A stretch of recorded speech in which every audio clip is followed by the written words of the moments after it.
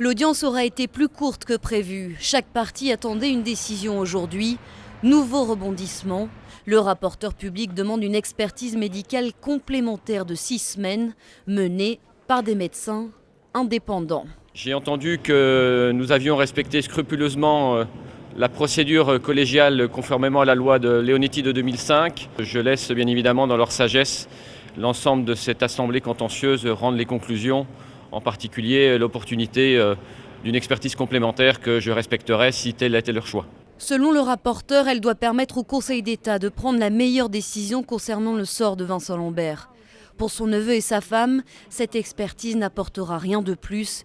Elle ne fait que prolonger l'attente, une attente de plus en plus lourde. Il n'y a pas de décision pour ou contre, je pensais que ce serait ça en arrivant évidemment. C'est vrai que si c'est une expertise médicale, il faut se poser la question quand même de la procédure, savoir si elle est adaptée ou si il faudrait peut-être faire une autre procédure ou autrement, je ne sais pas, en amont plutôt qu'attendre alors que les juges savaient depuis 8 mois qu'ils allaient être saisis. Quant à l'autre partie, les parents de Vincent, sortis par une porte dérobée à l'issue de l'audience, eux aussi refusent cette recommandation. Pour eux, la décision du Conseil d'État doit surtout sauver la vie de leur fils. Si l'option d'une nouvelle expertise est rejetée, alors cette fois, le Conseil d'État va devoir décider dès demain du sort de Vincent Lambert.